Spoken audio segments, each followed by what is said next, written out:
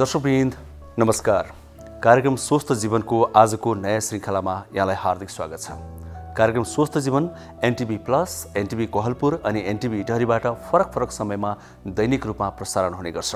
अहिले जुन च्यानलमा जुन समयमा यहाँहरूले हेर्नु भएको छ, यही च्यानलमा यही समयमा यहाँहरूले यो कार्यक्रम हेर्दै आउनु भएको छ।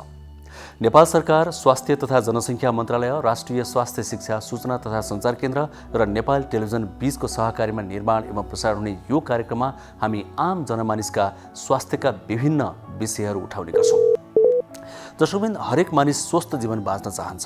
त स्वस्थ जीवन बाँच्न के गर्नुपर्छ, के गर्नु हुँदैन, यो कार्यक्रममा हामी विशेष गरी यिनै सामग्री प्रस्तुत गर्ने गर्छौँ। साथै नेपाल सरकारका स्वास्थ्य सम्बन्धी विभिन्न गतिविधिहरू, तिनको समीक्षा पनि गर्ने गर्छौँ अनि समुदाय स्तरबाट र स्थानीय तहबाट भइरहेका कामहरूको समीक्षा पनि गर्ने गर्छौँ। जे होस्, समृद्ध नेपाल, सुखी नेपालीको राष्ट्रिय आकांक्षा पूरा गर्नका लागि जुन स्वस्थ समाजको निर्माण हुनुपर्छ भनेर हामीले परिकल्पना गरिरहेका छौँ, त्यसैका लागि एउटा पहल हो, एउटा सहयोग हो, यो कार्यक्रमभन्दा अत्युक्ति हुँदैन। त्यसो त नेपालको संविधानमै पनि मौलिक हकको रूपमा स्वास्थ्यलाई व्यवस्था गरिनुले पनि स्वास्थ्य कति महत्त्वपूर्ण छ भन्ने कुरा स्पष्ट हुन्छ। आज पनि हामीसँग यो 1 घण्टाको अवधिमा विभिन्न चेतनामूलक सामग्री रहेका छन्। आउनुहोस् तीतिर लागौँ।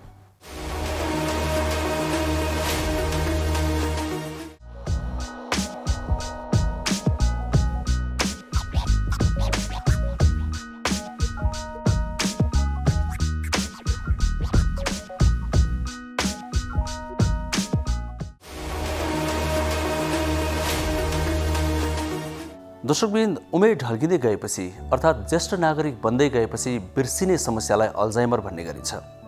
विश्व स्वास्थ्य सङ्गठनले अहिले संसारभरि नै अल्जाइमर रोगीको सङ्ख्या दिन प्रतिदिन बढ्दै गएको छ भनेको छ। सेप्टेम्बर 21 तारिकलाई हरेक वर्ष अल्जाइमर चेतना दिवसको रूपमा संसारभरि नै मनाउने पनि गरिन्छ। हजुर, आज हामी यो विषयमा एउटा विशेष सामग्री प्रस्तुत गर्दैछौँ, किनभने नेपालमा पनि अल्जाइमर रोगीको सङ्ख्या बढ्दै गएको छ भनेर एउटा तथ्याङ्कले देखाएको छ। यो अल्जाइमर वास्तवमा के हो, यसले हामीलाई के असर गर्छ, त्यसलाई कसरी कम गर्ने, कसरी व्यवस्थापन गर्ने जस्ता कुराहरू आजको कार्यक्रममा हामी विशेष रूपमा प्रस्तुत गर्नेछौँ। अनि हामीले आज प्रस्तुत गर्ने अर्को विषय रहेको छ, धेरैजना व्यक्तिहरूको हिजो आज ढाड दुख्ने, कम्मर दुख्ने, गर्दन दुख्ने जस्ता समस्याहरू धेरै छन् भनेर हामी सुन्ने गर्छौँ। हामीलाई यो विषयमा केही दर्शकहरूका प्रश्नहरू र जिज्ञासा पनि आएका थिए। नसा च्यापिएर यो समस्या हुन्छ पनि भन्ने गर्छन् डाक्टरहरू, के हो त खास कुरा, यसको कारण के हुन्छ, हामीले कसरी बच्न सक्छौँ यसबाट, यो पनि आजको कार्यक्रममा हामी विशेष रूपमा प्रस्तुत गर्दैछौँ। अनि यहाँहरूलाई थाहा भएकै कुरा हो, पछिल्ला दिनहरूमा, पछिल्लो समयमा हामीले सङ्घीय सरकार मात्र होइन, प्रदेश सरकार र स्थानीय तहहरूले पनि कोरोना भाइरस नियन्त्रणको लागि के कस्ता पहल गरिरहेका छन्, के कमी कमजोरी भएका छन् भनेर समीक्षा गर्ने गरेका छौँ। आज पनि त्यो प्रसङ्गलाई जोड्दैछौँ। आज हामी प्रदेश नम्बर 2 को कुरा गर्दैछौँ। प्रदेश नम्बर 2 का मुख्यमन्त्रीसँग हामीले कुराकानी गरेका छौँ। विशेष कुराकानी आज हामी त्यो पनि प्रस्तुत गर्छौँ। सुरुवातमा भने हामीले अल्जाइमर सम्बन्धी तयार पारेको एउटा विशेष सामग्री कार्यक्रम स्वस्थ जीवनमा। आज 21 सेप्टेम्बर विश्व अल्जाइमर चेतना दिवस। विश्व स्वास्थ्य सङ्गठनको तथ्याङ्कले पनि विश्वमा अल्जाइमर रोगीको सङ्ख्या बढ्दै गएको देखाउँछ। अल्जाइमर रोग मानिसको सम्झन सक्ने क्षमतामा कमी हुनु हो। वृद्धावस्था सुरु भएपछि धेरै मानिसमा अल्जाइमर रोग लाग्न सक्छ। यही अल्जाइमर रोगबारे जनचेतना फैलाउन हरेक वर्ष सेप्टेम्बर महिनालाई विश्व अल्जाइमर महिनाको रूपमा लिने गरिन्छ। सन् 1994 देखि सेप्टेम्बर 21 लाई विश्व अल्जाइमर चेतना दिवसको रूपमा मनाउने गरिएको हो। दिवसका दिन अल्जाइमर रोगबाट पीडित व्यक्ति, तिनका परिवार, स्याहारकर्ता र यस रोग सम्बन्धी कार्य गर्ने सङ्घ संस्थाहरूले विभिन्न कार्यक्रम आयोजना गरी अल्जाइमर रोगबारे जनचेतना फैलाउने काम गरेका छन्। अल्जाइमर रोगले व्यक्तिको व्यवहार तथा व्यक्तित्वमा परिवर्तन हुने, बिर्सने, अरूलाई विश्वास गर्न नसक्ने, शङ्का गर्ने, हिँडडुल गर्न नसक्ने बनाउँछ। 65 वर्षभन्दा कम उमेर समूहका 4% यो रोग देखिन्छ भने 65 देखि 75 वर्ष उमेर समूहका 15 र 75 देखि 85 वर्ष उमेर समूहका 44% यो रोग देखिन्छ। अल्जाइमर रोग निदान भएका मध्ये 82% बिरामी 75 वर्षभन्दा बढी उमेर समूहका छन्। सरकारले यस रोगलाई सामाजिक समस्याका रूपमा आत्मसात गरी यसको निराकरणको लागि आर्थिक सहायता र औषधि उपचार सम्बन्धी कार्यक्रम सञ्चालन गरेको छ। यस रोगको जतिसक्दो छिटो पत्ता लाग्यो उति नै छिटो औषधि सुरु गर्दा यस रोगको तीव्र विकासलाई कम गर्न सकिन्छ। नियमित शारीरिक अभ्यास, सामाजिक तथा बौद्धिक क्रियाकलापमा सक्रियता आदिले यो रोग बढ्ने गतिलाई मत्थर पार्न सकिने विज्ञहरूको भनाइ छ। बढ्दो उमेरसँगै ज्येष्ठ नागरिकमा विभिन्न खालका स्वास्थ्य समस्याहरू देखिन्छन्। ती स्वास्थ्य समस्याहरूमध्ये एक हो बिर्सने रोग अर्थात् अल्जाइमर्स। विशेष गरी 60 वर्ष कटिसकेका ज्येष्ठ नागरिकहरूलाई यो रोग लाग्ने गर्छ। नेपालमा विगत केही समयदेखि यो रोगका बिरामीहरू बढिरहेका छन्। केही तथ्याङ्क अनुसार हाल नेपालमा लगभग 80,000 बिरामीहरू चाहिँ अल्जाइमर्स रोगबाट पीडित छन्। यो रोगको सुरुवाती लक्षण भनेको भर्खरका कुराहरू बिर्सने तर पुराना कुराहरू चाहिँ सम्झने हुन्छ। त्यसकारण कहिलेकाहीँ कन्फ्युजन पनि हुन सक्छ कि मेरो बिरामीले भर्खरका कुराहरू मात्रै बिर्सनु भएको छ, पुराना कुराहरू सम्झिरहनु भएको छ, कसरी बिर्सने रोग लाग्न सक्छ भनेर एउटा कन्फ्युजन पनि हुन सक्छ। तर बुझ्नुपर्ने कुरा के भन्दा भर्खरका कुराहरू बिर्सनु नै यो रोगको प्रमुख लक्षण हो। जब यो रोग बल्झिँदै जान्छ त्यसपछि नाना थरीका विभिन्न किसिमका समस्याहरू चाहिँ देखा पर्छन्। जस्तो केही समयपछि बिरामीले आफन्तहरू बिर्सने, आफ्नो घरबारे बिर्सने, आफूले सिकेका सिपहरू, आफ्ना क्षमताहरू नै बिर्सने पनि समस्या यसमा देखा पर्ने गर्छ। केही समय अगाडि नेपालमा यसको उपचार सम्भव थिएन। जसरी यो नाम सुन्दा यो विदेशी नाम जस्तो लाग्छ, हामीलाई यस्तो लाग्थ्यो कि नेपालमा यो रोग पनि हुन्छ र। तर अब केही समयदेखि यो रोगका बिरामीहरू बिस्तारै बाहिर आउन थाल्नु भएको छ, खुल्नु भएको छ र बिरामीका आफन्तहरूले पनि यो रोग छुट्टै एउटा रोग हो जसको सही निदान र उपचार गर्न सकिन्छ भन्ने कुरा बुझिरहनु भएको छ। नेपालमा हामी ज्येष्ठ नागरिक विशेषज्ञ लगायत मानसिक रोग विशेषज्ञ र केही स्नायु रोग विशेषज्ञ न्युरोलोजिस्टहरूले यो रोगको सही समयमा निदान गर्नुहुन्छ र यसको उपचारमा पनि लागिरहनु भएको छ। यो रोगको उपचार गर्न कुनै ठुलो पद्धति अपनाउनु पर्ने पनि जरुरत छैन। केही औषधिहरू छन् जसको नियमित सेवनबाट यो रोगलाई केही हदसम्म नियन्त्रण गर्न सकिन्छ। तर बुझ्नुपर्ने कुरा के हो भन्दा यो रोगलाई निको पार्न चाहिँ पूर्ण रूपमा सकिँदैन। यसको औषधिले के काम गर्छ भने यो रोग जुन गतिमा बल्झिन्छ, जुन स्पिडमा बल्झिन्छ त्यसलाई चाहिँ कम गर्छ। मानव बिना औषधि यो रोग 100 किलोमिटर प्रति घण्टाको दरले बढ्ने क्रममा हुन्थ्यो भने औषधिको उपचारबाट त्यसलाई 40 अथवा 60 मा झार्न चाहिँ सकिन्छ। हामीले के देखिरहेका छौँ भन्दा यदि यो रोगको सही समयमा निदान र उपचार गरिएन भने बिरामीहरू 3-4 वर्षको उमेरमै 3-4 वर्षको समय अवधिभित्र नै मृत्युवरण गर्न पुग्छन् भने यदि प्रभावकारी औषध उपचार गर्न सकियो र बिरामीलाई सही किसिमको स्याहार सुसार गर्न सकियो अथवा घरमा त्यो सम्भव नभए केयर होमहरूमा राखेर उहाँहरूलाई स्याहार सुसार गर्न सकियो भने बिरामीहरू 10 देखि 15 वर्ष बाँचेका उदाहरणहरू हाम्रै समाजमा छन्। त्यसकारण हामी सबै यो रोगको बारेमा सचेत हुनुपर्छ र ज्येष्ठ नागरिकलाई अल्जाइमरका जुन जोखिमहरू छन् त्यसबाट बचाउनका लागि आजदेखि हामी तयार हुनुपर्छ।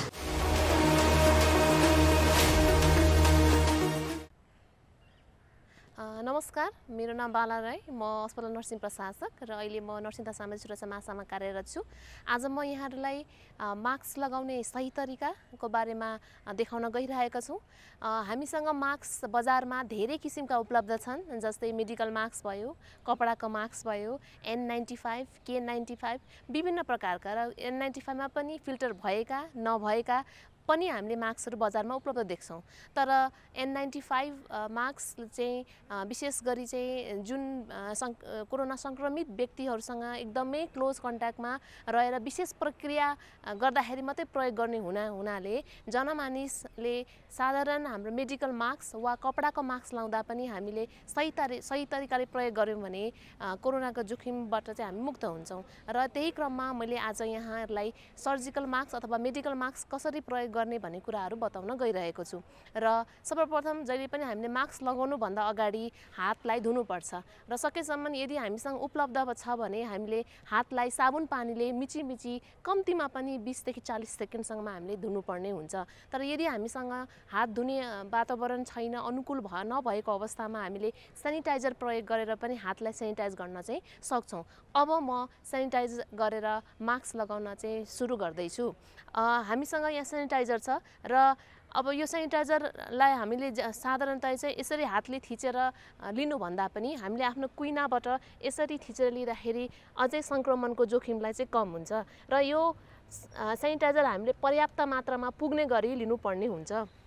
र पहिले सुरुमा हामीले हात धुँदा होस् अथवा सेनिटाइजर प्रयोग गर्दा होस् WHO को मापदण्ड नेपाल सरकारको मापदण्ड अनुसार नै हामीले 6 वटा स्टेप्सहरू छन् त्यसलाई चाहिँ पुरा गर्नुपर्ने हुनेछ जसले गर्दाखेरि हाम्रो हातको भाग कुनै पनि भाग चाहिँ छुट्दैन र यसरी हामीले हत्केलालाई यसरी माड्ने र यो माडे पछाडि हातको पछाडिको भागलाई पनि यसरी हामीले माड्नु पर्ने हुन्छ र एउटा हातको माडिसके पछाडि फेरि यो हातको माथि पनि हामीले चाहिँ यसरी माड्नु पर्ने हुन्छ र यो स्टेप पछाडि हामीले यो दुईटा हातलाई यसरी इन्टरलक गरेर पनि कम्तीमा 5 सेकेन्डसम्म हामीले यसरी माड्नु पर्ने हुन्छ र यो स्टेप सके पछाडि अब हामीले यो हातको टुप्पोको भागलाई भित्र भागमा लगेर यसरी फेरि यसलाई माड्नु पर्ने हुन्छ र यो हातको सकेपछि फेरि यसरी अर्को हातले हामीले यसरी माड्नु पर्ने हुन्छ र विशेष गरी हाम्रो यो औँलाको भाग चाहिँ बुढी औँलाको भाग बढी मात्रामा छुट्ने भएकोले गर्दा यो बुढी औँलाको भागलाई पनि हामीले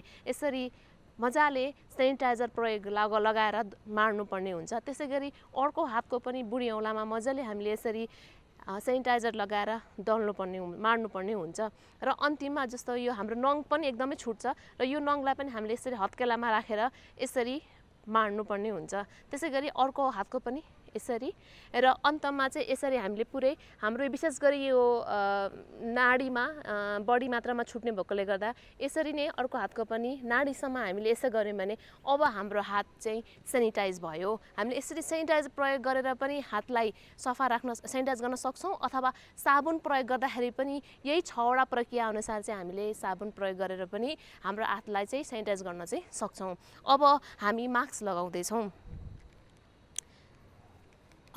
हामीले मास्कमा अहिले हेर्दाखेरि यो मेडिकल मास्क हो र हामी जनमानिसले यो मेडिकल मास्कको सही प्रयोग गर्दाखेरि पनि कोरोनाको संक्रमणलाई कम गर्न सक्छौं र नयाँ मास्क प्रयोग गर्दाखेरि जहिले पनि हामीले यसरी इलास्टिक ब्यान्डलाई समाउने यो बाहिरी भाग अथवा भित्री भागलाई हातले छुनु हुँदैन र यो मेडिकल मास्कमा पनि 3टा पत्रहरू हुन्छ त 3टा लेयर हुन्छन् र यो 3टा लेयरले चाहिँ आफ्नो काम गरेका हुन्छन् हैन र हामीले मास्कको छनौट गर्दाखेरि पनि यो 3टा लेयर भएको मास्कको छनौट गर्नुपर्ने हुन्छ र यसरी अब हामीले हेर्दाखेरि बजारमा विभिन्न किसिमका लेयर मास्कहरू हुन्छ जस्तो साधारणतया चाहिँ यो नीलो रङकै हुन्छ तर सेता रङको पनि मास्कहरू पाइन्छ त्यसको लागि अगाडि पछाडी भाग कसरी छुट्याउने भन्दाखेरि यो अगाडिको भागमा यहाँले देख्नु भएको छ होला यो प्लेटहरू के छ त तलतिर चाहिँ गएको छ र अलिकति गाढा नीलो रङमा छ त्यसैगरी भित्री भागमा सेतो र अलिकति हल्का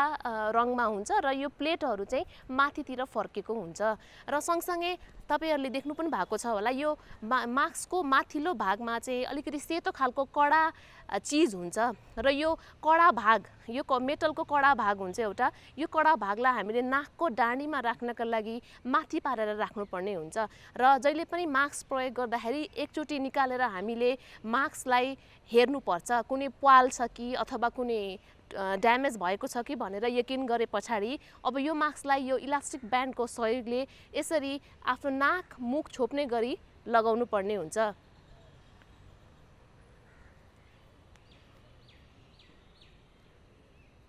यो लगाएपछि अघि भने जस्तै यो नाकको यो जुन कडा भागको डाँडीलाई हामीले यसरी आफ्नो नाकको बनावट अनुसार चाहिँ यसलाई मिलाउनु पर्ने हुन्छ र मिलाउँदाखेरि यसरी हामीले अनुहारमा फिट हुने गरी हाले मिलाउनु पर्छ र त्यसपछि यो तल अब यो चिउडालाई पनि छोप्नु पर्ने भएकोले गर्दा यो नाकको डाँडीलाई समाएर यो चिउडाको भागलाई पनि यसरी हामीले तानेर यसरी मिलाउनु पर्ने हुन्छ अब हाम्रो नाक मुख र चिउडा पूर्ण रूपले छोपियो अब यो मास्क लगाएपछि हामीले यो बाहिरको भागलाई हातले छुनु हुँदैन यसो छुँदाखेरि यो संक्रमण भएको हुन्छ र हाम्रो हातमा पनि फेरि संक्रमण भएर हामीले हाम्रो आँखा हात अरु ठाउँमा छुँदाखेरि संक्रमणको जोखिम चाहिँ बढ्न सक्छ यदि हामीले यो मास्क लगाएको बेलामा हाम्रो हातले बाहिर भागमा छुयौं भने तुरुन्तै हामीले फेरि सेनिटाइज गर्न सक्छौं र अब यो मास्कलाई कसरी खोल्ने भने म फेरि यहाँहरुलाई देखाउन गइरहेको छु र मास्क खोल्नु भन्दा अगाडि पनि हामीले हातलाई त्यसै अघिको जस्तै गरेर सेनिटाइज गर्ने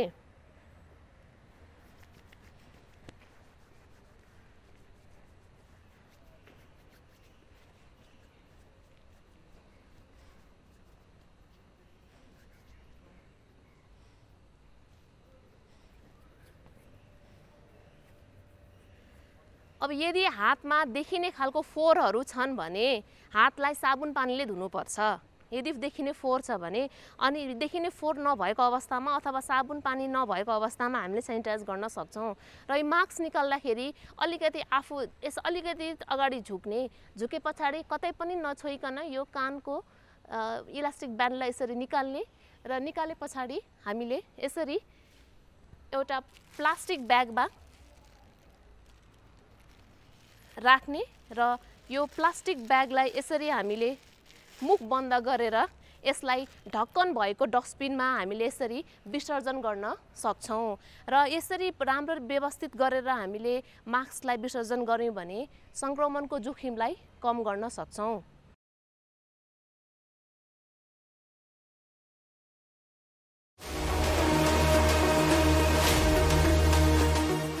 दर्शकवृन्द, कार्यक्रम स्वस्थ जीवन एनटिभी प्लस, एनटिभी कोहलपुर र एनटिभी इटहरीबाट त हेर्नुहुन्छ नि यहाँले दैनिक रूपमा। त्यसका साथै सामाजिक सञ्जालहरूमा पनि हेर्न सक्नुहुन्छ, युट्युबमा हेर्न सक्नुहुन्छ, नेपाल टेलिभिजनको मोबाइल एप्समा हेर्न सक्नुहुन्छ, वेबसाइटमा पनि हेर्न सक्नुहुन्छ। अर्थात् हामी सामाजिक सञ्जालहरूमा पनि छौँ। अनि आफ्ना कुनै पनि प्रश्न छन्, स्वास्थ्य सम्बन्धी जिज्ञासा छन्, गुनासा छन्, या हाम्रो कार्यक्रमको विषयमा कुनै प्रतिक्रिया छ भने पनि हामीलाई पठाउन सक्नुहुन्छ या टेलिफोन गर्न सक्नुहुन्छ, भाइबर प्रयोग गर्न सक्नुहुन्छ, एसएमएस गर्न सक्नुहुन्छ, विभिन्न माध्यमहरू छन्, इमेल पनि गर्न सक्नुहुन्छ। हामीले स्क्रिनमा बारम्बार ती ठेगाना, ती माध्यमहरू देखाइरहेका छौँ। अर्थात् यहाँहरूका कुनै पनि समस्याका समाधान खोज्ने नै मुख्य उद्देश्य हो यो कार्यक्रमको। अब आजको अर्को विषयतिर लागौँ। हामीले सुरुवातमा पनि भूमिकामा भन्यौँ कि हिजो आज धेरै व्यक्तिहरू ढाड दुख्ने, कम्मर दुख्ने, गर्दन दुख्ने समस्याबाट पीडित भएको पाइन्छ। फेरि यो लकडाउन पछि त हामीले घरमै बस्नुपर्ने हाम्रो बाध्यताले गर्दा पनि त्यो समस्या बढ्दै गएको डाक्टरहरू बताउँछन्। यसको कारण मध्ये एउटा कारण स्नायु अर्थात् नसा पनि हो, त्यो सम्बन्धी समस्या पनि हो भनेर विज्ञहरूले भन्दै आएका छन्। के साँच्चै हो त? स्नायु र नसा सम्बन्धी समस्या हो भने त्यसले के कस्ता समस्या निम्त्याउँछ? ढाड कम्मर दुखीमा के गर्ने? अब हामी यो विशेष सामग्री एकैछिन कार्यक्रममा प्रस्तुत गर्दैछौँ। आजकल धेरै मानिस कम्मर, ढाड र गर्दन दुख्ने समस्याबाट पीडित छन्। सुरुमा यो सामान्य समस्या देखिए पनि यसको दीर्घकालीन असर समेत हुन सक्दछ। यस्तो दुखाइलाई सामान्य मानेर समयमै समाधान नगरे समस्या झन बढ्न जान्छ र कम्मर, ढाड तथा गर्दनको नसा च्यापिन सक्ने विज्ञहरूको भनाइ छ। स्नायु अर्थात् नसा सम्बन्धी विभिन्न रोग हुन्छन्, जसको असर पनि विभिन्न प्रकारले देखिने विशेषज्ञहरूको भनाइ छ। यस्ता समस्यालाई जीवनशैली रोगको रूपमा समेत बुझ्ने गरिन्छ।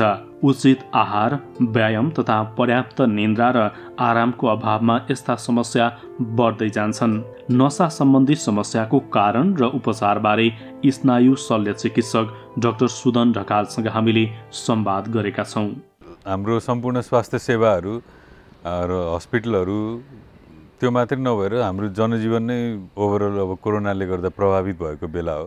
त्यसले गर्दा स्वास्थ्य र त्यसमा पनि नसा सम्बन्धी या अन्य कुनै विधाहरू प्रभावित नरहने भन्ने कुरा त हुँदै भएन। यो चाहिँ दुवै हिसाबले प्रभावित रहन्छ। एउटा चाहिँ अब मेडिकल फेसिलिटिजहरूले, हस्पिटलहरूले वा डक्टरहरूले, स्वास्थ्य कर्मीहरूले दिन सक्ने सेवा पनि केही हदसम्म प्रभावित हुन्छ। र अर्को कुरा चाहिँ मान्छेहरूले अस्पताल गएर त्यो सेवा लिन सक्ने जुन स्थिति छ त्यो पनि प्रभावित चाहिँ भइरहेको अवस्था देखिन्छ। मान्छेहरूलाई अस्पताल जानै पनि डर छ। कतिपय रोगहरू घरमै राखेर लुकाएर पनि वा सहेर भनौँ न, लुकाएर भन्दा पनि बस्ने छ। त्यसले गर्दाखेरि प्रभावित त छ। सबै स्वास्थ्य सेवाहरू जसरी प्रभावित छ वा अन्य सेवाहरू देशको जसरी प्रभावित छ त्यसै गरी स्वास्थ्य सेवा नसा सम्बन्धी कुरा पनि प्रभावित छ। कोरोना चाहिँ अब अहिले भर्खरै सुरु भएको एक किसिमको रोग भयो। त्यो भएर यसको थुप्रै पाटोहरू सम्भवतः हामीलाई थाहा पाउनै बाँकी होला। जतिसम्म अहिलेसम्म थाहा पाइएको छ यो 5-6 महिनाको, यो 8-10 महिनाको दौरानमा जुन छ थुप्रै कुराहरू छ। नसा सम्बन्धी रोगहरू पनि छ जुन चाहिँ प्रत्यक्ष या अप्रत्यक्ष रूपमा कोरोनासँग सम्बन्धित छ।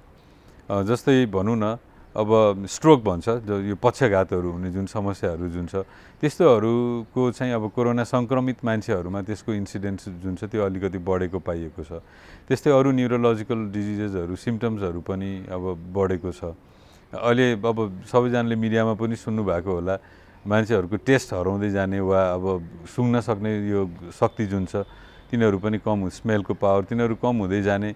अब यो सबै चाहिँ कोरोनासँग रिलेटेड छ भनेपछि कोरोना न्युरोलोजिकल डिजिजसँग त रिलेटेड छ। हजुर, यो नसा सम्बन्धी रोगको कुरा गर्दाखेरि चाहिँ यसको दायरा एकदमै ठुलो छ हैन, मानिसहरूलाई धेरै प्रकारका रोगहरू लागिरहेका हुन्छन्। सामान्यतया अब नसा सम्बन्धी रोग भन्नाले हामी के बुझ्छौँ, कस्तो प्रकारको, कसरी सुरु हुन्छ यो रोग? यसको चाहिँ अब हामीले अलिकति कारणहरूको विश्लेषण गर्दा चाहिँ के कारणले गर्दा नसा सम्बन्धी रोग लाग्न सक्छ भन्ने कुरा चाहिँ अलिकति थाहा पाउनुपर्छ जस्तो लाग्छ। र अर्को भनेको चाहिँ अब लक्षणहरू थाहा पाउनु पर्यो। यसको मुख्य कुराहरू त्यही हो। र अब फेरि तपाईँले भन्नुभएको जस्तो यो एकदमै भेग छ, एकदमै धेरै कारणहरू छ र लक्षणहरू पनि एकदमै धेरै छ। अलिकति छोटकरीमा भन्नुपर्दा कारणहरू भनेको चाहिँ एउटा वंशानुगत कारण पनि हुनसक्छ, कसैको जन्मजात अब त्यस्तो समस्याहरू हुनसक्छ, कसैलाई चाहिँ चोटपटक लागेपछि नसा सम्बन्धी समस्याहरू आउनसक्छ, कसैलाई अरू जिउको अन्य कुनै रोगहरूले गर्दाखेरि त्यसको एउटा म्यानिफेस्टेसन भनेको चाहिँ नसा सम्बन्धी, जस्तै डायबिटिज भयो भनौँ होइन, वा ब्लड प्रेसरकै रोग भयो, त्यसमा चाहिँ पछि गएर नसा सम्बन्धी रोगहरू जोडिन सक्छ। अब अर्को भनेको चाहिँ हाम्रो खानपिन, आहार विहारहरू, तिनीहरूमा पनि फरक पर्छ र मान्छेको लाइफस्टाइल पनि त्यो कुराहरूले पनि नसा सम्बन्धी रोगहरूलाई चाहिँ यिनीहरू पनि कारणहरू हो भनौँ न नसा सम्बन्धी रोगहरूको। र त्यो बाहेक अब अरू जसरी अब अरू धेरै थुप्रै रोगहरूको कारण अहिलेसम्म हामीलाई थाहा छैन, त्यस्तै हामीलाई थाहा नभएको कारणहरू पनि हुनसक्छ। यो चाहिँ कारणहरू भयो होइन। अब के लक्षणहरू हुन्छ त भन्दाखेरि चाहिँ यो फेरि पनि एकदम भेग छ कि हामीले ब्रेनको मात्रै कुरा गऱ्यौँ भने पनि ब्रेनको कुन चाहिँ भागलाई चाहिँ यो कुनै रोगले असर गरेको छ त्यही अनुसार चाहिँ लक्षणहरू हुन्छ। तर इन जेनरल कुरा गर्दाखेरि अत्याधिक धेरै टाउको दुख्ने, उल्टी हुने, बेहोस हुने होइन, मान्छेहरूलाई सिजर भन्छ, मिर्गी रोगहरू जस्तो आउने, अनि त्यसपछि गएर अलिकति होसहरू कम हुँदै जाने, बेसुरको कुराहरू गर्ने, अब टाउकोको हकमा कुरा गर्दाखेरि यस्तोहरू, वा पक्षघातहरू हुने, शरीरको कुनै एउटा भाग चल्न छोड्ने त्यस्तो कुराहरू, कमजोरी हुने, अनि अनुहारको भागहरू बाङ्गो हुने होइन, यस्तो कुराहरू छ। दिशा पिसाबको कन्ट्रोल आफ्नोमा नहुने, यो सबै चाहिँ अब लक्षणहरू भयो, इन जेनरल लक्षणहरू भयो। त्यो बाहेक अब यदि यो वरिपरितिरको भनौँ न, हाम्रो चाहिँ नर्भस सिस्टमलाई हामीले दुई भागमा बाँड्छौँ कि, एउटा चाहिँ मेन सेन्ट्रल नर्भस सिस्टम भन्छौँ, अर्को चाहिँ पेरिफेरल नर्भस सिस्टम भन्छौँ। त्यो भनेको चाहिँ टाउकोबाट, ब्रेनबाट निक्लेर अन्त गएको नसाहरूमा असर गर्यो भने झमझमहरू गर्ने, दुख्ने, कुनै भाग, शरीरको कुनै भागहरू दुख्ने, झमझम गर्ने, पोल्ने, त्यस्तो समस्याहरू चाहिँ अब इन जेनरल नसा सम्बन्धी को जेनरल लक्षणहरू भनौँ न, तिनीहरूलाई लिन सकिन्छ। हजुर, अब यो नसा सम्बन्धी कुनै न कुनै प्रकारका रोगहरू लाग्यो भनेदेखि मानिसहरूलाई चाहिँ एकदमै डराउनु हुन्छ कि अब यो रोग कहिले पनि निको हुँदैन, मलाई जिन्दगीभर रहन्छ भन्ने खालको एउटा त्यो सोच पनि हुन्छ नि। नसा सम्बन्धी रोग लागेपछि निकै नहुने हो त? त्यो चाहिँ होइन। अब हामीले 20 वर्ष अगाडि, 30 वर्ष अगाडि यो इन्टरभ्यू गरेको भएदेखि सायद अब कतिपय रोगहरू थियो होला, हामीले थाहा पाउँदैनथ्यौँ होला त्यसको बारेमा। र अब अहिले हाम्रो मेडिकल साइन्सको टेक्नोलोजिजहरू प्लस अब हामीहरू मध्ये पनि भनौँ न विशेषज्ञताहरू एकदमै धेरै बढेको अवस्थामा चाहिँ धेरै जस्तो रोगहरूको निदान र उपचार चाहिँ सम्भव छ अहिले चाहिँ होइन। तर अब कतिपय रोगहरू हुन्छ जसको चाहिँ जुन चाहिँ एकदम क्रोनिक भन्छौँ हामी, अलिकति लामो समयसम्म जान्छ। कतिपय रोगहरू हुन्छ जसको रोकथाम मात्रै गर्न सकिन्छ, एकदम तिनीहरूको चाहिँ निमन हुँदैन होइन, त्यस्तो किसिमको रोगहरू चाहिँ छ, नभएको होइन। तर अब होइन ल अब नसाको रोग लाग्यो एकचोटि, अब यो मेरो जिन्दगीभरि गयो भन्ने चाहिँ त्यसलाई जेनरलाइज चाहिँ गर्न मिल्दैन, त्यो कुरा चाहिँ होइन। अब भनौँ न अलिकति निको नहुने रोगहरूकै कुरा गर्दाखेरि जो जनमानसले भन्छन् नि निकै नहुनेमा माइग्रेन भयो, पार्किन्सन्स भयो, यस्ता रोगहरू पर्छन् नि, यो चाहिँ हामीले लामो समय औषधि खाएर त्यसलाई चाहिँ ठिक पार्न सकिन्छ कि अथवा चाहिँ ब्यालेन्स मात्रै गर्ने हो कि उपचार कसरी गरिन्छ? यसको उपचार भनेको चाहिँ अब जस्तै अब माइग्रेनकै कुरा गरिहाल्नु भयो होइन। माइग्रेन भनेको चाहिँ यो एउटा धेरै जस्तो बेलामा चाहिँ यो केटी मान्छेहरूलाई हुन्छ यो होइन, अनि त्यसपछि आमा दिदीबहिनीहरूसँग पनि रिलेटेड हुन्छ, त्यस्तोबाट चाहिँ आएको हुन्छ कि आमाले चाहिँ छोरीहरूलाई दिने जस्तो एक किसिमको रोग इन जेनरल भन्दाखेरि त्यस्तो किसिमको हो। र धेरै जस्तो मान्छेहरूलाई चाहिँ यो महिनावारीको समय बन्द हुने बेला भएपछि बन्द भएर जान्छ कि माइग्रेनको टाउको दुखाइ। अब त्यति बेलासम्म के गर्ने त भन्दा चाहिँ अब मोस्टली यसको उपचार चाहिँ रोकथाम नै हो, औषधिहरू खाने र कतिपय बानी बेहोरहरू छ चेन्ज गर्नुपर्ने, खानेकुराहरू छ जुन नखानुपर्ने होइन, जस्तै चिज भएको कुराहरू होइन, अनि यो बासी बनाएको कुराहरू भयो नि, दही भयो, अनि त्यो खाँदेको अचारहरू यस्तोहरू तिनीहरू नखाएर होइन। त्यो माइग्रेनको मान्छेलाई कतिपय समयमा आफैलाई थाहा हुन्छ यो चाहिँ कुरा खायो भने मेरो चाहिँ माइग्रेन बढ्छ भन्ने कुरा थाहा हुन्छ कि जे कुराले त्यसलाई ट्रिगर गर्छ त्यो कुरालाई बढाउँछ त्यस्तो कुराहरूलाई चाहिँ रोक्ने। यो चाहिँ अब बानी बेहोरमा अलिकति चेन्ज गर्ने कुराहरू भयो। त्यो बाहेक चाहिँ अब औषधिहरू पनि छ। मलाई अब माइग्रेन हुन सुरु भयो भनेपछि खाने औषधिहरू पनि छ, रेगुलर खाने औषधिहरू पनि छ। अब महिनाको एकचोटि दुईचोटि मात्र टाउको दुख्छ भने त्यस्तो मान्छेले रेगुलर खाने औषधिहरू खानु परेन। अब होइन त्योभन्दा पनि धेरै दुख्छ, त्यसले गर्दा आफ्नो जिन्दगी अब काम नै ह्याम्पर गर्न थालेको छ भने रेगुलर खाने औषधिहरू पनि खानुपर्छ। जस्तै अर्को कुरा भन्नुभयो, अब पार्किन्सन डिजिजको पनि नाम लिइहाल्नु भयो होइन। अब पार्किन्सन डिजिजको चाहिँ फेरि पनि भन्नुपर्दाखेरि एक किसिमको रोकथाम नै हो, हामीले औषधिहरू गर्ने मेडिसिनहरू दिने। र अब म चाहिँ अहिले जुन हस्पिटलसँग सम्बन्धित छु, अन्नपूर्ण न्युरो हस्पिटलमा, अब यो हस्पिटल मात्रै अहिले नेपालमा हाम्रो एउटा हस्पिटल हो जहाँ चाहिँ हामी पार्किन्सन डिजिजको अपरेसन पनि गर्छौँ। यो विभिन्न हाम्रो ब्रेनको डिफ्रेन्ट सेन्टर्सहरू हुन्छ, त्यो सेन्टरहरूलाई स्टिमुलेट गर्ने र कुनै सेन्टरहरूको काम घटाउने बढाउने गरेर त्यस्तो किसिमको अपरेसनहरू पनि हामी गर्छौँ। त्यो भएर उपचारको उपायहरू छ, पहिला पनि थियो, अब अहिले पनि छ। अहिलेको त्यसको दायरा झन् धेरै बढेको छ। त्यो भएर उपचारै हुँदैन भनेर बस्नुपर्ने अवस्था छ जस्तो लाग्दैन, उपचार गर्न सकिन्छ। नेपालमै अब नशा सम्बन्धी कुनै समस्या भइहाल्यो भनेदेखि यहाँ उपचार गर्ने सम्भावना के कतिको छ भन्ने एउटा जुन चासो छ नि, यसलाई के भन्न चाहनुहुन्छ? अब फेरि पनि भनौँ न, अब हाम्रो मेडिकल साइन्स स्पेसली न्युरो साइन्सहरू चाहिँ नेपालको अहिले मेडिकल साइन्समा एकदम छिटो ग्रोथ गरिरहेको एउटा सब्जेक्ट हो होइन। त्यसले गर्दाखेरि पहिला जतिखेर अब हामीसँग एमआरआई भन्ने हामीले नाम मात्रै सुन्थ्यौँ वा सिटी स्क्यान एकदम लिमिटेड ठाउँहरूमा मात्रै थियो। त्यो बाहेक अब अरू फिजियोलोजिकल स्टडिजहरू जुन न्युरो साइन्समा हुन्थ्यो तिनीहरू हाम्रो नेपालमा अलमोस्ट थिएन वा फाटोफुट्टो काहीँ मात्रै थियो। अब त्यस्तो अवस्थामा मान्छेहरूमा यो किसिमको कन्सेप्ट आउनु ठिकै पनि हो होइन। ल अब केही भएन भने अब अन्त जाउँ, विदेश जाउँ, इन्डिया जाउँ, ब्याङ्कक जाउँ, सिङ्गापुर जाउँ भन्ने त्यस्तो कुराहरू आउँथ्यो, नआउने होइन। तर भनौँ न, अब हामीले संसारभरि हुने उपचारहरूमा अब एक्ज्याक्ट फिगर त भन्नु मिल्दैन, तैपनि अब 80-90% ट्रिटमेन्टहरू जुन छ अब हाम्रो नेपालमै पनि गर्न सकिन्छ। त्यो भएर त्यसको लागि अब कसैको चाहनाले विदेश जानु मन छ भने त छुट्टै कुरा हो, तर अब त्यो बाध्यतै अब होइन नेपालमा हुँदैन, त्यो भएर म विदेश जानु पर्यो भन्ने स्थिति चाहिँ एकदमै कम छ अहिलेको स्थितिमा चाहिँ। त्यो कुराहरू चाहिँ जस्तो यो नशा सम्बन्धी देखिने समस्याहरूमध्ये एकदमै धेरै अब सामान्यतया देखिरहेको समस्या भनेको चाहिँ जुन एउटा ढाड दुख्ने समस्या छ नि, यसमा चाहिँ ढाडमा नशा च्यापियो भनेर कतिपयको चाहिँ समस्या हुन्छ, कतिपय मलाई यतिकै ढाड दुख्यो भनेर भनिरहनुहुन्छ। यो चाहिँ के छ ढाड दुख्ने समस्या र नशाको सम्बन्ध? अब ढाड भनेको चाहिँ नशा बोक्ने एउटा अङ्ग हो कि, त्यो ढाडको भित्रपट्टि चाहिँ हाम्रो नशा हुन्छ। जस्तै मेरुदण्ड भयो, त्यसको भित्र स्पाइनल कर्ड हुन्छ, अनि स्पाइनल कर्डबाट चाहिँ नशाहरू निक्लिन्छ र हाम्रो शरीरको विभिन्न भागहरूमा जान्छ। खुट्टामा भयो, हातमा, जिउमा, सबै ठाउँमा जाने त्यही नै हो, त्यहीँबाट हो।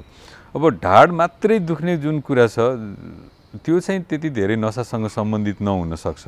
त्यो चाहिँ मान्छेहरूको बस्ने तरिका, उसको दिनदिनै गर्ने कामहरू भयो, त्यसले गर्दा एक किसिमले भनौँ न, अब जस्तै यो तलको ढाड दुख्ने जुन कमर दुख्ने समस्याहरू हुन्छ त्यसलाई हामी मेकानिकल ब्याक पेन भन्छौँ कि। अब मेकानिकल ब्याक पेन मात्रैसँग चाहिँ नशाको त्यति धेरै सम्बन्ध छैन। तर अब अर्को खालको मान्छेहरू आउनुहुन्छ जसको गर्दन दुख्यो भन्नुहुन्छ, घाँटी दुख्यो भन्नुहुन्छ, घाँटी दुखेर त्यो दुखाइ चाहिँ सर्दै गयो, झमझम गर्दै मेरो औँलासम्म आयो भनेर भन्नुहुन्छ कि। त्यस्तै कमर दुख्यो अनि कमरको दुखाइ चाहिँ सर्दै यस्तो पछाडिको भागबाट मेरो औँलाको टुप्पासम्म गयो भन्नुहुन्छ। यो चाहिँ नशा सम्बन्धित कुरा हो। यो चाहिँ नशा च्यापेर जुन भन्नुभयो एकदम कमन प्रब्लम हाम्रोमा छ र छ पनि। यो चाहिँ नशा सम्बन्धी समस्या भयो। यो चाहिँ नशा नै च्यापेर वा नशामा कुनै किसिमको खराबी भएर हुने किसिमको समस्या भयो। अर्को एउटा कुरा छ नि डाक्टर साहब, जस्तो अब एउटा गर्भवती महिलाले उसले बच्चा जन्माइसकेपछि अथवा जन्माउनु बखतमा चाहिँ त्यो एउटा सुई लगाइन्छ नि ढाडमा, त्यो सुईले चाहिँ उहाँहरूलाई कालान्तरमा गएर ढाड दुख्ने समस्या अथवा चाहिँ त्यो नशा बट्टारिने के समस्याहरू हुन्छन् भन्ने कुराहरू पनि आउँछन्। यसमा कतिको सत्यता छ त्यसको बारेमा भनिदिनुहोस् न। त्यो चाहिँ अब हरेक उपचार जुन यसलाई इन्टरभेन्सन भन्छन्, अब हरेक उपचारको आफ्नो राम्रो नराम्रो पक्षहरू हुन्छ होइन। र जुन सम्भावना तपाईँले भन्नुभयो त्यसलाई अब स्पाइनल एनेस्थेसिया दिने भन्छौँ हामी, त्यो चाहिँ गर्भवती महिलालाई मात्रै होइन। त्यो स्पाइनल एनेस्थेसिया भनेको त गर्भमा टोटल स्पाइनल एनेस्थेसिया दिने मध्ये 10-15% होला गर्भवती महिलालाई दिने, त्योभन्दा अरू थुप्रै इन्डिकेसन्सहरू हुन्छ त्यसको चाहिँ। अब त्यसले ढाडमा इन्जेक्सन लगाएको कारणले गर्दाखेरि क्षणिक रूपमा कसैको यो नशा खुट्टाहरू एकछिन झमझम गर्ने पोल्ने त्यस्तो हुनसक्छ, तर असाध्यै लामो समयसम्म त्यसको नकारात्मक असरहरू रहने सम्भावना चाहिँ एकदमै कमै छ। त्यो कुरा चाहिँ नशा सम्बन्धी समस्याकै कुरा गर्दाखेरि अहिले अब धेरै ठाउँहरूमा विशेष गरी पहाडी ठाउँहरूमा चाहिँ मैले मेरो व्यक्तिगत अनुभवमा यो समस्याहरू धेरै देखिरहेको छु होइन। एउटा त्यो छारे रोग लाग्ने छ नि, यो चाहिँ कस्तो प्रकारको रोग हो, यो किन लाग्छ, यसको बारेमा पनि भनिदिनुहोस् न। अब यो छारे रोग भनेको चाहिँ हाम्रो भनौँ न, अब म न्युरोसर्जन भयो, त्यो न्युरोलोजिस्टहरू, हामी फिजिसियनहरूकोमा प्र्याक्टिसमा आउने एकदमै कमन समस्या हो एउटा होइन। र हाम्रो झन् यो न्युरोसँग रिलेटेड डक्टर्सहरूकोमा त एकदमै धेरै कमनली आउने समस्या हो। बेसिकल्ली चाहिँ अब ब्रेनको सर्ट सर्किट भएको हो क्या यो। जसरी दुईवटा घरमा सर्ट सर्किट भयो भने झिलिका आगो बल्छ होइन, त्यस्तै किसिमको ब्रेनमा चाहिँ सर्ट सर्किट भएको हो यो। जुन कुरा जति ब्रेनले जति काम गर्नुपर्ने थियो त्योभन्दा बढी काम गर्न थाल्यो भने त्यस्तो किसिमको समस्याहरू आउँछ। र अब यसको कारणहरू थुप्रै हुन्छ। पहिला धेरै कारणहरू थाहा हुँदैन थियो। अहिले चाहिँ जन्मजात हुने कारणहरूदेखि लिएर गएर ब्रेनको इन्फेक्सन भयो भने, चोट लाग्यो भने, ब्रेनमा ट्युमर पलायो भने होइन, वा स्ट्रोक भन्छ जुन, यो स्ट्रोकहरू भयो भने त्यसपछि पनि यो चाहिँ हुनसक्छ, एपिलेप्सी सिजर चाहिँ हुनसक्छ। कारणहरू लगभग यिनीहरू नै हो। यिनीहरूको सिजरको चाहिँ एकदमै धेरै लक्षणहरू छ कि यसको पनि। तर अब मानिसले जेनरली बुझ्ने भनेको चाहिँ मुखहरू बाङ्गो पार्ने, यस्तो गर्न थाल्यो, काम्न थाल्यो, आँखाहरू पल्टाउन थाल्यो, मुखबाट फिँज निकाल्न थाल्यो, त्यही बेलामा दिसा पिसाब पनि फुस्किन सक्छ कसैको होइन। अनि त्यसपछि मान्छे बेहोस रहन्छ। यस्तो चाहिँ एकदमै कमन लक्षणहरू हो। र यो लक्षण भयो भने जेनरली मान्छेहरूले पनि बुझिहाल्छ यही हो छारे रोग भनेर। अब त्यो बाहेक अब अलिकति सुन्दाखेरि अचम्म लाग्ने कुरा चाहिँ कस्तो छ भने, कोही मान्छेले केही काम गरिरहेछ, टल्ल परेर एकछिनसम्म हेरिदिन्छ कि, एकदम स्ट्यान्ड स्टिल भएर यसरी हेरिदिन्छ कि, यो पनि छारे रोगको एउटा लक्षण हुनसक्छ। कोही मान्छेले चाहिँ एउटै शब्द रिपिटेडली बोलिराखेको हुन्छ कि, जस्तै हामीले उपचार गरेको एकजना बिरामी हुनुहुन्थ्यो, उहाँले चाहिँ के गर्नुहुन्थ्यो भने जा जा जा जा जा भन्नुहुन्थ्यो कि। अब वरिपरि मान्छेहरूले सुन्दा त ल यो त के पो भएछ, यतिकै बोल्न थाल्यो बिचमा भने जस्तो, त्यो पनि कन्टेक्स्ट नभएको कुरा बोल्न थाल्यो भन्ने जस्तो लाग्छ। तर त्यो पनि छारे रोगको एउटा लक्षण हो। अर्को एकजना स्कुलको टिचर हुनुहुन्थ्यो, उहाँले चाहिँ क्लासमा पढाउँदै थुक्न थाल्ने कि, थु गर्ने कि, थु अनि त्यसको चाहिँ कारणहरू खोज्दै जाँदा अब त्यो पनि छारे रोग भनेर थाहा पायो। र यस्तो किसिमको अब भनौँ न, जुन मान्छेहरूले बुझिराख्ने, आँखा पल्टाउने, मुखमा फिँज निकाल्ने, दिसा पिसाब फुस्किने, जिउ तन्काउने, यो बाहेक पनि अरू किसिमको यस्तो किसिमको छारे रोगको लक्षणहरू चाहिँ हुनसक्छ। नसा सम्बन्धी रोगकै कुरा गर्दाखेरि चाहिँ के त्यस्ता चिन्हहरू अथवा लक्षणहरू छन् जुन चाहिँ आफूलाई पर्यो अथवा परिवारका सदस्य कसैलाई पर्यो भनेदेखि अब चाहिँ अस्पताल गइहाल्नुपर्छ है भन्ने त्यस्तो केही छ भने भनिदिनुहोस् न। एउटा त यो अहिले भर्खर हामीले कुरा गऱ्यौँ, यो एपिलेप्सी जुन छारे रोगको लक्षणहरू, जुनै पनि छारे रोगको लक्षणहरू देखियो भनेदेखि त्यो गइहाल्नु पऱ्यो, हस्पिटल गइहाल्नु पऱ्यो। त्यो बाहेक अर्को भनेको चाहिँ हामीले याद गर्नुपर्ने, टाउकोभित्र एक किसिमको प्रेसर मेन्टेन भइरहेको हुन्छ कि, त्यो प्रेसर बढेको कुनै पनि लक्षणहरू देखियो भनेदेखि, जस्तै एकदम धेरै टाउको दुख्ने, उल्टी हुने, अनि मान्छेको होसहरू बिस्तारै कम हुँदै जाने होइन, अनि त्यसपछि कसैको आँखामा अलिकति मधुरोपन आउने, भिजनमा कम हुँदै जाने, यस्तो किसिमको लक्षणहरू आयो भने चाहिँ, अनि अर्को पक्षघात भयो जुन एक किसिमको एकतिरको या शरीरको कुनै पनि भागहरू अलिकति कमजोर हुन थाल्यो भने त्यस्तो बेलामा चाहिँ हामी अस्पताल गइहाल्नु पऱ्यो भन्ने कुरा चाहिँ बुझिहाल्नु पऱ्यो। त्यो कुराहरू चाहिँ कहिलेकाहीँ चाहिँ ल यस्तै टाउको दुखेको त हो नि, किन जानु हस्पिटल भनेर पनि बसिन्छ। तर त्यो माइग्रेनको जुन टाउको दुखाइ छ त्यो एक्कासी त्यो चेन्ज भयो। पहिला दुख्ने तरिका र यसपालि टाउको दुख्ने तरिका चाहिँ एकदमै फरक छ, वा नयाँ किसिमको टाउको दुखाइ चाहिँ एक्कासी सुरु भयो भने चाहिँ यो चाहिँ अलिकति इमर्जेन्सी कन्डिसन पनि हुनसक्छ कहिलेकाहीँ। त्यो भएर चाहिँ यस्तो अवस्थामा आफूलाई पहिलादेखि भइरहेको टाउको दुखाइभन्दा फरक किसिमको भयो भने पनि तुरुन्तै चाहिँ हेल्थ यो चाहिँ गर्नु राम्रो हुन्छ। एउटा बिरामी, अब नसा सम्बन्धी समस्या भएका बिरामीहरूको एउटा गुनासो चाहिँ यो नसा सम्बन्धी रोग लागेपछि खर्च धेरै हुन्छ, एकदमै धेरै खर्च हुन्छ भन्नुहुन्छ नि, यो चाहिँ के भन्न चाहनुहुन्छ? उहाँहरूको उपचार नै एकदम महँगो हो कि अथवा चाहिँ अपरेसनहरू गरेर महँगो पर्ने हो कि के भन्न चाहनुहुन्छ? यो चाहिँ दुवैतिर छ। अब जस्तै किडनीको प्रब्लम भएको मान्छेले हो यो किडनीको रोग त कसैलाई नलागोस्, शत्रुलाई पनि नलागोस् भन्छन् होइन। अब महँगो सस्तोको कुरा चाहिँ मेरो विचारमा नसासँग मात्रै सम्बन्धित छैन होला, यो चाहिँ हाम्रो ओभरअल हेल्थ केयर फेसिलिटीसँग सम्बन्धित भएको कुरा छ। विदेशतिर जहाँ इन्सुरेन्स हुन्छ यो महँगो सस्तोको काहीँ कुरै मतलबै हुँदैन कि। एउटा कुरा त अब हाम्रो बानी कस्तो छ भने हामी सबैजनाले म बिरामी भयो भने खर्च गर्नुपर्छ भन्ने हिसाबले हामीले बचत गरेर पनि राख्दैनौँ। र बिरामी जब परिन्छ तब एक्कासी परिन्छ अनि त्यतिखेर खर्च हुन्छ र सानै खर्च भए पनि ठुलो देखिन्छ। एउटा कुरा त्यो भयो। अर्को कुरा चाहिँ यो प्रविधिहरू जुन छ त्यो प्रविधिहरू हामीले देशमा आफैले बनाउन सकेको प्रविधिहरू छैन, यो सबै हामीले किनेर लिएर आउने प्रविधिहरू छ होइन। त्यो भएर त्यसको सर्टन कस्ट त भइहाल्छ होइन। अब त्यो त कस्ट जबसम्म इन्सुरेन्सले तिर्दैन या गभर्मेन्टले तिर्दैन या कसैले तिर्दैन त मान्छेले आफ्नै खल्तीबाट तिर्नुपर्छ। एकतिर बचत पनि कम हुने अनि अर्कोतिर अब यो यस्तो लेटेस्ट टेक्नोलोजिजहरू युज गर्दाखेरि अब खर्च धेरै हुन्छ भन्ने कुरा त केही हदसम्म सही हो, त्यो कुरा त सही हो होइन। अब तर त्यसलाई कसरी कम गर्न सकिन्छ भनेर चाहिँ अब अलिकति ठुलै अब इन्सुरेन्स पोलिसीहरूलाई अगाडि बढाउने जस्तै कुराहरू अरू कुनै प्रोग्रामहरू चाहिँ अलिक ग्लोबली अलिक ठुलो रूपमा ल्याउनुपर्छ होला, त्यो भयो भने चाहिँ अलिक सजिलो हुन्छ। अब खर्च त हुन्छ, अब अलिकति सबैमा खर्च हुन्छ। हजुर डाक्टर साहब, जस्तो अब एउटा व्यक्तिलाई नसा सम्बन्धी समस्या आइपर्यो भनेदेखि उसको रोग पहिचान भयो भनेदेखि यी अब धेरै रोगहरू छन् होइन, निको हुने सम्भावना चाहिँ कतिको हुन्छ? एकदम पूर्ण रूपमा निको हुन्छ कि अथवा चाहिँ त्यसलाई औषधिले मेन्टेन गर्ने हो कि? दुवै थरी हो। कतिपय समस्याहरू हुन्छ त्यो एकदम काँडै झिकेको जस्तो पनि हुन्छ। जस्तै अब भनौँ न ब्रेनको एन्युरिजम भन्ने एउटा कन्डिसन हुन्छ, ब्रेनको रगतको नसा फुल्ने किसिमको एउटा कन्डिसन हुन्छ। त्यसलाई हामीले राम्रोसँग अपरेसन गर्न सक्यो, टाइमली अपरेसन गर्न सक्यो भनेदेखि त्यो मान्छेलाई अब फेरि त्यो ठाउँमा एन्युरिजम हुने समस्याबाट त्यो मान्छे पार लाग्यो, उसलाई क्योर नै भयो त्यो कुरा। जस्तै अब कतिपय ब्रेन ट्युमरहरू पनि हुन्छ, एकचोटि निकाल्न सक्यो भनेदेखि त्यसपछि त्यो मान्छे क्योर नै भयो, उसलाई अब त्यसले फेरि त्यो रोगले आउने भएन।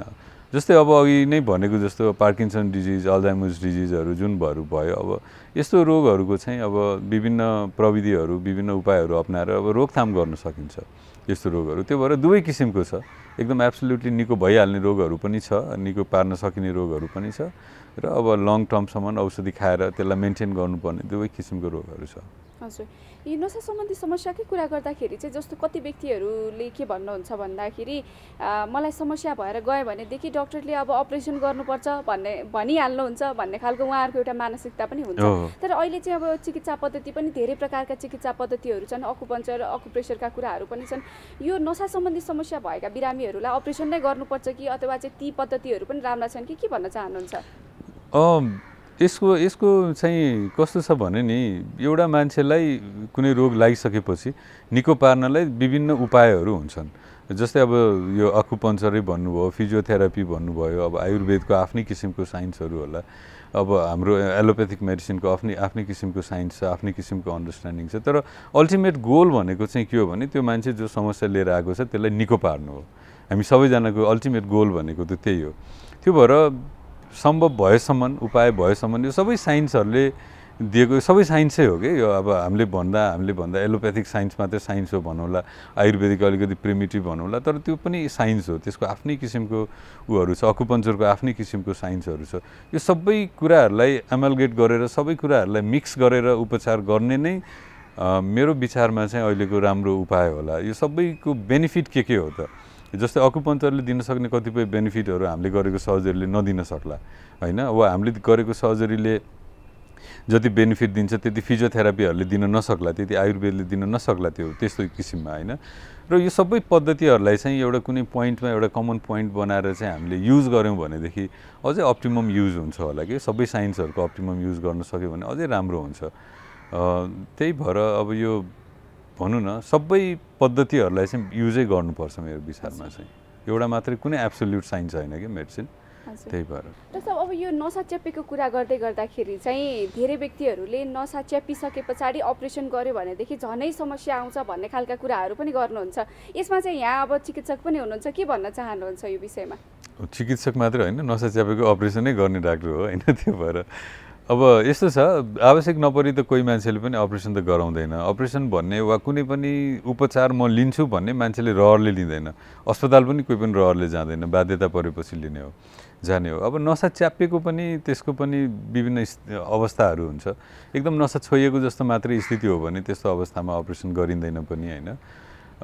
जब अब नसा चाहिँ एकदमै धेरै च्यापेर अब त्यसले खुट्टा नै प्यारालाइसिस हुने वा हातै कमजोरी आउन सक्ने वा दिशा पिसाबमै खराबी हुन सक्ने त्यस्तो किसिमको स्थितिहरू आयो र दुखाइ यति धेरै भयो कि अब सहनै नसक्ने दुखाइ भयो, कति धेरै औषधिहरू खाइसक्यो त्यही पनि दुखाइ कम हुँदैन र आफ्नो डेली काम जुन छ त्यो नै ह्याम्पर हुन थाल्यो भने त्यतिखेर चाहिँ अब अपरेसन भनेको अन्तिम रिजोर्ट हो यस्तो किसिमको लागि। अब अरू हतियारहरूले काम गरेन, अब चाहिँ अपरेसन गर्नुपर्छ भन्ने स्थिति हो। र हरेक अपरेसनको चाहिँ आफ्नै राम्रो नराम्रो कुराहरू सबैको छ। अब दाल भात खाँदा पनि त्यसको नि राम्रो नराम्रो कुरा छ, खटाइ खान्छ मान्छेले होइन कहिलेकाहीँ। त्यही भएर अपरेसनको नि राम्रो नराम्रो कुराहरू चाहिँ छ। र अब हामीले पनि किताबमा पनि पढेको पनि छौँ कि अब होइन अपरेसन गर्दा मान्छे प्यारालाइसिस पनि हुन्छ, यस्तो पनि हुन्छ, सुनेको पनि छौँ यस्तो भएको छ भनेर। तर त्यो कति होला, त्यो भनेको 1000मा 1 जनालाई होला वा 2000मा 1 जनालाई होला, एकदमै कम होला त्यो कुराहरू। म अघि नै पनि भनिहालेँ, मेडिकल साइन्स भनेको एकदम एब्सोल्युट कुरा होइन, यो गऱ्यो भने यही हुन्छ, 2+2 जोड्यो भने 4 हुन्छ, त्यस्तो कुरा होइन। कहिलेकाहीँ हामी 4 पाउनु पनि सक्छौँ, कहिलेकाहीँ 3 पनि हुनसक्छ। त्यो भएर राम्रो नराम्रो कुराहरू छ। तर धेरै जस्तो समयहरूमा अब भनौँ न, अब राम्रो सेन्टरमा गऱ्यो, अनुभवी मान्छेहरूसँग यो चाहिँ सुविधा हामीले लियो भनेदेखि चाहिँ त्यस्तो ठुलो समस्याहरू आउने सम्भावना कमै रहन्छ। अब अहिलेकोलाई चाहिँ अहिलेको अवस्थामा जब हाम्रो टेक्नोलोजिजहरू पनि एकदमै एडभान्स भइसक्यो, राम्रो भइसक्यो होइन, र हाम्रो त्यही हिसाबले म्यान पावरहरू पनि अब देशमा बढेको छ, त्यो समस्याहरूको आउने सम्भावना चाहिँ कमै होला। तर अब हुँदैन भन्न चाहिँ सकिँदैन त्यो कुरा चाहिँ। हजुर, जस्तो अब कति व्यक्तिहरूमा चाहिँ यो खुट्टा झमझमाउने समस्या पनि एकदमै धेरै देखिएको छ, यो पनि नसासँगै सम्बन्धित छ नि, यो कसरी हुन्छ, किन हुन्छ, कसरी यो चाहिँ कम गर्न सकिन्छ भनिदिनुहोस् न। एउटा चाहिँ अघि नै हामीले कुरा गऱ्यौँ, यो नसाहरू च्यापेर, ढाडमा नसाहरू च्यापेर यो खुट्टाहरू झमझमाउने, पोल्ने होइन, लाठो हुने, त्यस्तो किसिमको समस्याहरू हुन्छ, एउटा त्यो हो। अर्को कुरा चाहिँ अघि नै हामीले कुरा गर्दा न्युट्रिसनको पनि कुरा गरेको थियौँ कि हाम्रो शरीरमा विभिन्न त्यो एसेन्सियल एलिमेन्ट्सहरू हुन्छ, तत्त्वहरू हुन्छ, चाहिरहेको हुन्छ। त्यही मध्ये कसैको कमी कमजोरीहरू भयो जस्तै भनेदेखि नै, जस्तै भिटामिन B12 को डेफिसियन्सी भयो भनेदेखि, जस्तै फोलिक एसिडहरू भयो होइन, अरू थुप्रै भाइटामिन्सहरू छ, तिनीहरूकै डेफिसियन्सिजहरू भयो, जिउमा कमजोर पुगेन भने यस्तो किसिमको लक्षणहरू देखिन्छ। र अर्को भनेको चाहिँ अरू रोगहरू छ शरीरमा, जस्तै डायबिटिज छ, ब्लड प्रेसरको रोगी छ, र राम्रोसँग कन्ट्रोल भएको छैन त्यो स्थितिहरूलाई भने त्यस्तो मान्छेलाई पनि यस्तो यो झमझम गर्ने योहरू समस्याहरू देख्न सकिन्छ। हजुर, जस्तो अर्को समस्या भनेको चाहिँ यो ब्लकेज, हेमोरेजहरूको कुराहरू पनि छ होइन, यो चाहिँ के भन्न चाहनुहुन्छ? यो व्यक्तिलाई अकस्मात हुने हो कि अथवा चाहिँ केही लक्षणहरू अगाडि नै देखिएका हुन्छन् कि के भन्न चाहनुहुन्छ? यो चाहिँ अकस्मात नै हुने कुरा हो। यो जसरी भन्छौँ नि हामी हार्ट एट्याक भयो मान्छेलाई भन्छौँ नि, यो चाहिँ एकदमै कमन टर्म भइसक्यो कि हार्ट एट्याक भन्ने कुरा चाहिँ, ल हार्ट एट्याक भयो अरे अब मान्छे चाहिँ नराम्रो स्थितिमा छ भन्ने कुरा बुझिन्छ। एक्ज्याक्टली यो हार्टमा जे कुरा हुन्छ ब्रेनमा पनि त्यस्तै कुरा हुन्छ कि, त्यसलाई हामीले ब्रेन एट्याक भन्न सक्छौँ र भन्छौँ पनि, ब्रेन एट्याक पनि भन्छौँ। र यो अकस्मात नै हुने कुरा हो। तर अब यसलाई भनौँ न, त्यो स्थितिसम्मलाई हार्ट एट्याक या ब्रेन एट्याकसम्म पुर्याउनसम्मको लागि चाहिँ विभिन्न कुराहरूले चाहिँ हेल्प गरेको हुन्छ। विभिन्न जस्तै अरू त्योभन्दा पहिलादेखि भइरहेको रोगहरू भयो मान्छेको जिउमा, जस्तै डायबिटिज भएको, हाइपरटेन्सन भएको मान्छेमा बढी चान्स हुने भयो, जिउमा त्यो बोसोको मात्राहरू धेरै भएको, रगतमा भनौँ न, जिउमा भन्दा पनि रगतमा बोसोको मात्राहरू धेरै भएको मान्छेहरूलाई यो हुने चान्स धेरै भयो। त्यसपछि गएर चाहिँ यो जुन भइसकेपछि अब त्यसको लक्षणहरू जुन आउँछ, त्यो लक्षणहरू चाहिँ त अब अकस्मातै आउने कुराहरू भयो। त्यही नै हो। मलाई लाग्छ यो यसमा एउटा थप्नुपर्ने कुरा, जुन हार्ट एट्याक भनेर मान्छेहरूले जतिको कन्सियसली अवेर हुन्छ नि, ब्रेन एट्याकलाई पनि त्यसै गरी लिनुपर्छ कि, त्यही गरी सेम रोग हो, खालि अङ्ग मात्रै फरक हो कि त्यो कुराहरू चाहिँ। अब यो नसा रोगको कुरा गर्दाखेरि चाहिँ अब नसाभित्र जुन एउटा रक्त सञ्चार छ नि, त्यसको फ्लो अथवा त्यसको बहाव चाहिँ एकनासको हुनुपर्छ भन्ने मान्यता हुन्छ होइन। धेरै प्रकारले नसा सम्बन्धी रोग लाग्न सक्छ, कति एक्सिडेन्टले हुनसक्छ, कतिपय खानपिन नपुगेर पनि हुनसक्छ। समग्रमा खानपिनको के भूमिका हुन्छ यो नसा सम्बन्धी रोगमा? के कस्ता खानेकुराहरू खानु पर्ला? खानपिनको चाहिँ ओभरअल हाम्रो जेनरल हेल्थमै असर हुन्छ होइन, जेनरल हेल्थमै असर हुन्छ। जस्तै अब न्युट्रिसन कम भएको, माल न्युट्रिसन भएको मान्छेलाई थुप्रै समस्याहरू आउँछ, त्योमध्ये नसाको पनि एउटा समस्याहरू आइहाल्छ। अब ब्यालेन्स डाइट भनेको जसरी जिउको अरू भागहरूलाई, मुटुलाई प्रोटेक्ट गर्छ ब्यालेन्स डाइटले वा रेगुलर एक्सर्साइजले जसरी प्रोटेक्ट गर्छ, अरू रोगहरूबाट चाहिँ टाढा बस्न सक्यो, अरू रोगहरूको चाहिँ रोकथाम गर्न सक्यो, टाइमली उपचार गरियो भने नसा सम्बन्धी समस्यामा पनि अलिकति कमी ल्याउन सकिन्छ त्यसमा चाहिँ। अब खानेकुराहरूमा चाहिँ पर्टिकुलर यही खायो भने एकदमै राम्रो हुन्छ, यो खाँदै खाएन भने राम्रो हुँदैन भन्ने कुरा चाहिँ एकदमै पर्टिकुलर हुन्छ होला, अलिकति धेरै त्यो डगमेटिक पनि हुन्छ होला, त्यो कुरा चाहिँ त्यति भ्यालिड नहोला। तर ब्यालेन्स कुरा खानु पऱ्यो, ब्यालेन्स लाइफ बिताउनु पऱ्यो, कामको स्ट्रेस कम गर्नु पऱ्यो, आफैले कसरी हुन्छ होइन। अब वर्किङ आवर्सहरू जुन छ सकेसम्म आफूले आफ्नो वर्किङ आवर्सहरू लिमिट गर्नु पऱ्यो। अब बस्दैखेरि पनि बस्ने पोजिसन जुन हुन्छ त्यसलाई अब आफूले एडजस्ट गर्न सक्नु पऱ्यो, लाइफस्टाइल मोडिफिकेसन्सहरू भन्छ। अब एकदम अभियसली खराबी देखेको भनेको अत्याधिक मात्रामा चाहिँ अब यो लागु पदार्थहरू सेवन गर्नेहरू भयो, मादक पदार्थहरू सेवन गर्ने भयो, अब स्मोकिङ नै भनौँ, चुरोट खानेहरू, यिनीहरूको चाहिँ एकदम डाइरेक्टली नसासँग नकारात्मक असरहरू छ र तिनीहरूलाई चाहिँ लिमिट गरेको वा नगरेकै राम्रो हुन्छ। दर्शकबिन, कोरोना भाइरसको कुरा गर्दा केही समय अगाडिसम्म प्रदेश नम्बर 2 एकदमै धेरै प्रभावित प्रदेशको रूपमा परिचित भएको थियो। अर्थात् भारतसँगको सिमाना जोडिएको कारणले पनि हुनसक्छ, खुल्ला सिमाना भएको कारणले प्रदेश नम्बर 2 मा कोरोना भाइरसको सङ्क्रमण एकदमै बढिरहेको थियो। पछिल्ला दिनमा केही नियन्त्रण त भइ नै रहेको छ। यद्यपि त्यहाँको अवस्था के छ? प्रदेश नम्बर 2 को प्रदेश सरकारले कोरोना भाइरस नियन्त्रणका लागि कसरी पहल गरिरहेको छ? आज हामी यो सामग्री पनि कार्यक्रममा प्रस्तुत गर्दैछौँ। हामीले प्रदेश नम्बर 2 का मुख्यमन्त्री लालबाबु राउतसँग यो विषयमा कुराकानी गरेका छौँ। आउनुहोस् एकैछिन उहाँसँगको कुराकानीमा आधारित यो सामग्री हेरौँ।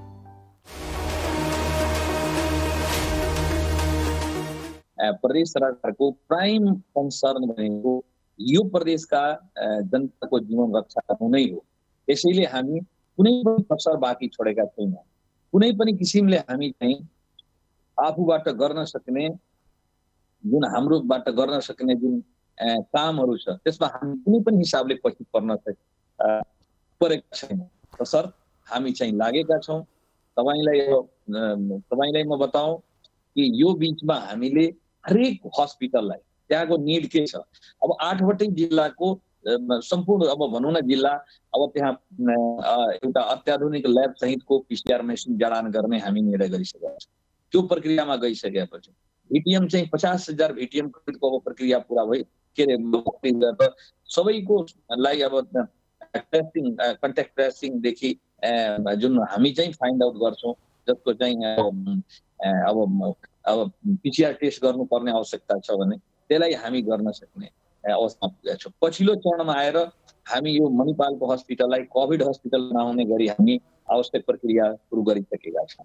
त्यसैले अब वीरगञ्जको हकमा त्यहाँका स्थानीय प्रशासनसँग के गर्दाखेरि प्रदेश सरकार कहाँ सपोर्टिभ हुन सक्छ, 70 मा आफै गएर त्यहाँका मेसुदेखि लिएर त्यहाँका प्रमुख जिल्लाधिकारी प्रदेश सरकार कहाँ सपोर्टिभ बन्न सक्छ, कहाँ के गर्न सक्छ, त्यसमा हामी चाहिँ निरन्तर लागेका छौँ। त्यसैले हाम्रो आफ्नो तर्फबाट हामीले गर्न सक्ने कामको कुनै कसर बाँकी छाडेका छैनौँ। स्थानीय त अब वास्तवमा भन्ने हो भने अब हामी जुन जति मिटिङ गऱ्यौँ, जस्तो अब 8वटा जिल्लाको मिटिङ गर्दाखेरि प्रमुख सहरका जस्तो वीरगञ्जका, अब पथलैयामा गर्दाखेरि वीरगञ्जका नगर प्रमुख, कलैयाका नगर प्रमुख, तपाईँको जितपुर सिमराका नगर प्रमुख, त्यस्तै हामी अब तपाईँलाई म जानकारी गराउँ अर्को बैठक प्रमुख जिल्ला अधिकारी, मेसु र नगर प्रमुख समेतको हामी उपस्थितिमा गरेका। उहाँहरूको निड के छ, हामी के गर्दाखेरि उहाँहरूलाई सहयोग हुन सक्छ, उहाँहरूको समेत भ्युजलाई सुनेर हामी आफ्नो प्लानिङ गरिराखेका छौँ। त्यस्तै चाहिँ अब हरियोनमा गर्दाखेरि हरियोनका मेयर, तपाईँको मलङ्गवाका, तपाईँको गौरका मेयरहरू समेतलाई को उपस्थितिमा हामी गरेका छौँ। त्यस्तै चाहिँ हामी बर्दिवासमा गर्दाखेरि बर्दिवास तपाईँको अब त्यसको आसपासको अब भनौँ न जलेश्वर समेतलाई हामी इन्भाइट गरेका थियौँ। त्यहाँका मेसुलाई इन्भाइट गरेका थियौँ। यहाँका अब त्यो बैठक गर्दाखेरि धनुषाका प्रमुख जिल्ला अधिकारीदेखि लिएर मेसु, यहाँका प्रादेशिक अस्पतालका मेसुदेखि लिएर सबैको इन्भाइट गरेर हामी कन्सल्टेसन गरेर गर्छ। मेयरलाई यहाँका दुवै अब जनकपुरका मेयरलाई पनि बोलाएका थियौँ। त्यस्तै अब तपाईँको लहानमा गर्दाखेरि 70 र सिराहाको लहानमा गर्दाखेरि हामी चाहिँ अब लहानका मेयर, तपाईँको यो सिराहाका मेयर, उतातिर 70 का मेयर सबैलाई बोलाएर 70 का तपाईँको के अरे 70 को राजविराजका मेयर सबैलाई बोलाएर त्यहाँका मेसु प्रमुख जिल्लाधिकारी कन्सल्टेसन गर्यो। त्यसैले स्थानीय तहसँग समेतको समन्वय र सहकार्यमा प्रदेश सरकार अगाडि बढिराखेको छ। सिराहातिर अलिकता एकैचोटि कारागारमा एउटा ठुलो नै सङ्ख्यामा निस्के, तर पछिल्लो चरणमा हामी गरिरहेको छौँ। 3 ठाउँमा प्रमुख चाहिँ हिजो मात्र अब भन्दाखेरि अब यो रौतहटको गौरमा नै एउटा प्रयोगशाला हामी सुरु गर्यौँ हिजोदेखि। त्यसैले मलाई के लाग्छ, 8वटै जिल्लामा राख्ने भइसकेपछि त्यसमा प्रक्रियामा लागिसकेका छौँ र अहिले प्रमुख 3 ठाउँमा अब खासमा भन्ने हो वीरगञ्ज र जनकपुर र यो राजविराज 3 ठाउँबाट भइराखेको छ र मलाई लाग्छ कि हामीले अब कलेक्सन भएका जति पनि स्वाबहरू छन्, हाम्रा मेन पावरहरू फिल्डमा छन्, उनीहरू ल्याएर दिन्छन् अनि कलेक्सन भइराखेको छ र टेस्टिङ बढिरहेको। हामीसँग अब हस्पिटलहरू त थिए, ती हस्पिटलहरू पक्कै पनि अब सरकारी हस्पिटल भनेपछि नै मान्छेहरू हुने खाने अलिकता पैसा हुनेहरू निजीमा गइहाल्ने यो अवस्था थियो। त्यो अवस्थामा अब जुन हस्पिटलको अवस्था हामीसँग थिएन। अब स्थानीय तहमा पनि क्वारेन्टिन गर्ने त व्यवस्था गरियो, तर त्यो क्वारेन्टिन कहाँ गर्ने? अब गाउँपालिकाको स्कुल भएको ठाउँमा, सामुदायिक भवन भएको ठाउँमा त्यो गरियो। त्यसैले अब हामीसँग त्यस्ता आवश्यक कुनै पूर्वाधार थिएन, संरचना थिएन, तर आइसोलेसनमा हजारौं मान्छेहरूलाई चाहिँ एकोमोडेट गर्ने अवस्था थियो। पक्कै पनि यो हाम्रो लागि च्यालेन्ज थियो। च्यालेन्ज चाहिँ यस कारणले पनि अब हाम्रो लागि त 8वटै जिल्ला, खुला बोर्डर हुनु, इजी एक्सेस हुनु, उताबाट यताबाट उता जान मान्छे आउनु, र अर्को सबभन्दा ठुलो च्यालेन्जको रूपमा मैले के पाएँ भने सबभन्दा बढी माइग्रेसनमा जाने यही 8वटा जिल्लाका युवाहरू रहेका छन्। उनीहरू बाहिर जाँदाखेरि फेरि अब विदेशमा रोजगारी गुमाइसकेपछि कहाँ आफ्नै गाउँठाउँमा फर्कन्छ। अब यहाँ रोजगारीको अवसर त उसलाई दिनुपर्ने, रोजगारी पहिले त उसलाई चाहिँ अब आइसकेपछि झन् अब कसरी उसको चाहिँ अब त्यसलाई चाहिँ व्यवस्थापनको आवश्यकता हुन्छ। त्यसलाई कसरी चाहिँ हामी अब आइसकेपछि अब त्यो त एउटा ठुलो सङ्ख्यामा जो विदेश पलायन भएका जमात छ त्यो आइसकेपछि पक्कै पनि ती युवाहरूलाई कसरी चाहिँ अब व्यवस्थापन गर्ने, कसरी उहाँहरूलाई अब आफ्नो अब कृषि उत्पादनमा उहाँहरूलाई, कृषि गतिविधिमा उहाँहरूलाई संलग्न गराउने, उद्योग धन्दामा कसरी उहाँहरूको पहुँच बनाउने, कसरी उहाँहरूलाई हातमा सिप दिएर उहाँहरूको जुन क्षमता अनुसारको रोजगारी, यो महत्त्वपूर्ण च्यालेन्जको रूपमा रहेका छन्। तसर्थ यसमा अवसर पनि छ। यी युवाहरूको इनर्जीलाई, ताकतलाई यो मुलुकको समृद्धि र विकासमा हामी लगाउन सक्यौँ भने पक्कै महत्त्वपूर्ण हामी चाहिँ उपलब्धि हासिल गर्न सक्छौँ। कोरोनाको साथसाथै अन्य जुन चाहिँ क्रोनिक डिजिजहरू छन्, हार्ट, किडनी, तपाईँको अब लिभर, अब यी जस्तो नन कम्युनिकेबल डिजिज जो चाहिँ अब त्यो चाहिँ अहिले चाहिँ अब सबभन्दा बढी अब यसबाट चाहिँ मान्छेको ज्यान जोखिममा छ अहिलेको अवस्थामा। अब उहाँहरूको अब ट्रिटमेन्ट, अब किडनीको त डायलिसिस नै गर्नुपर्ने नियमित उसको चाहिँ प्रक्रिया छ। ठुलो सङ्ख्यामा भइसकेपछि कहाँ जाने एउटा देखियो। अब यसको साथसाथै कोरोना त एउटा भइ नै हाल्यो। कोरोना नन कोरोना भाइरसकोबाट जुन हुने अब डिजिजहरू छन् त्यो डिजिजलाई त पक्कै पनि अब पासपोर्ट चाहिन्छ। पक्कै चाहिँ च्यालेन्ज भएको थियो। सुरुका दिनमा सङ्घीय सरकारले एउटा के मिस्टेक गर्यो भने हामीसँग कुनै समन्वय सहकार गर्दैन। अब नगरिकन नै नारायणी हस्पिटल, प्रादेशिक हस्पिटल जनकपुर र राजविद्यालय कोभिड हस्पिटल बनाए। अब पछिल्लो चरणमा आएर जुन किसिमले अब हामी चाहिँ अब आवश्यक पूर्वाधार पनि बढाउन सकेका छौँ, आवश्यक चाहिँ अब हाम्रो तर्फबाट पनि अब केही आइसोलेसनहरू, क्वारेन्टाइन के अरे विभिन्न कोभिड हस्पिटलहरू पनि अब निर्माण गरेर गएका छौँ। त्यसमा त हामी सेटल गर्न सकेका छौँ। तथापि अहिलेको दिनमा अब पछिल्लो चरणमा नारायणीलाई पनि ओपिडी त्यहाँ खुल्ला गरियो, यो प्रदेश अस्पतालमा पनि, यो जनकपुरमा पनि गरियो। तर त्यो निर्णय जुन किसिमको कोभिड हस्पिटल बनाएका थिए त्यसमा त पक्कै पनि संशोधन गर्नु पर्यो। त्यसैले अब अहिलेको अवस्थामा म हेर्छु त्यसको चाहिँ म्यानेज बिस्तारै हुँदै गइराखेको छ। कोभिड हस्पिटललाई सेपरेटली हामी गर्न गइराखेका छौँ। हामी निकट भविष्यमै अब यो मणिपाल हस्पिटलको त्यसै रहेको एउटा त्यसको अब एउटा संरचना छ, त्यसमा हामी कोभिड हस्पिटल बनाउन गइराखेका छौँ।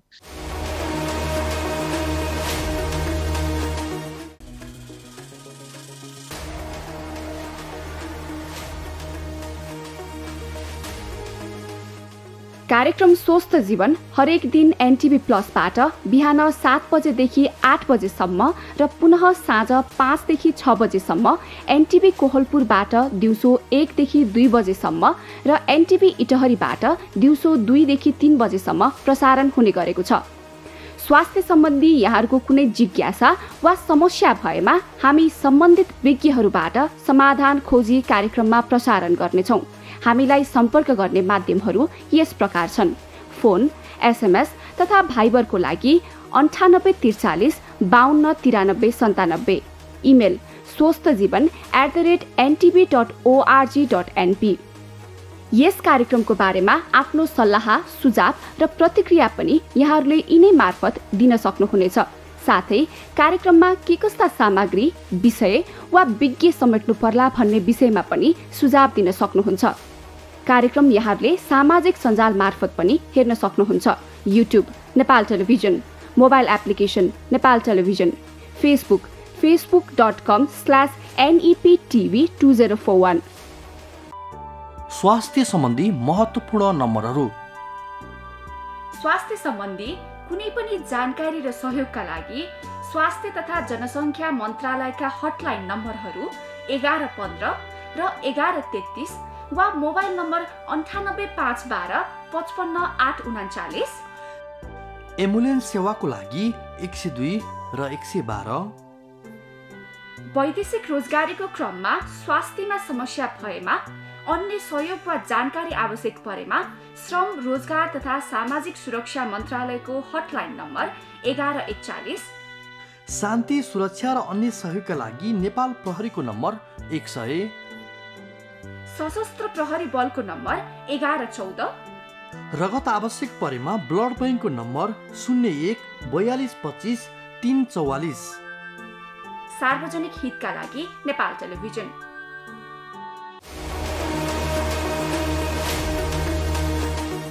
दर्शकवृन्द, कार्यक्रमबाट हामीले छुट्टिने समय हुने आँटेको छ। आज हामीले अल्जाइमरको विषयमा एउटा सामग्री प्रस्तुत गऱ्यौँ।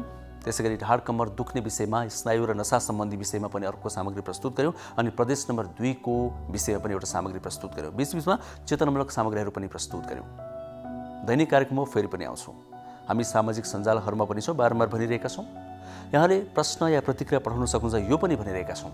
स्क्रिनमा ती ठेगाना देखाइ पनि रहेका छौँ। एनटिभी प्लसमा, एनटिभी कोहलपुरमा, एनटिभी इटहरीमा, अन्य समयमा पनि यो विषयमा जानकारी हामीले दिइ नै रहेका छौँ। आजलाई छुट्टिने बेला हुन आँटेको छ, किनभने समय सकिन आँटेको छ। आज हामीले अल्जाइमरको कुरा हेरौँ। विशेष गरी ज्येष्ठ नागरिकहरूमा देखिने समस्या हो यो। जसलाई अल्जाइमर भएको छ ती ज्येष्ठ नागरिकहरूलाई माया गरौँ, सद्भाव गरौँ, समस्या के हो पहिचान गरौँ, कहिले पनि घृणा र भेदभाव नगरौँ, हामी आग्रह गर्छौँ। किनभने ज्येष्ठ नागरिक भनेका हाम्रा मार्गदर्शक हुन्। हामीले पनि एक न एक दिन त्यो दिन भोग्नै छ, त्यो समय भोग्नै छ। ज्येष्ठ नागरिक भनेका भगवान हुन्, तिनलाई सम्मान गरौँ, तिनको इज्जत गरौँ, तिनमा भएको समस्याको पहिचान गरेर निदान कसरी खोज्ने भनेर लागि परौँ। समाधान पक्कै पनि छ। अर्को कुरा, कोरोना भाइरसको सङ्क्रमणबाट पनि बचौँ, अरूलाई पनि बचाउँ, यो पनि आग्रह गर्छौँ हामी। आजलाई छुट्टिन्छौँ। भोलि आजकै समयमा फेरि आउँछौँ। हस्त, नमस्ते।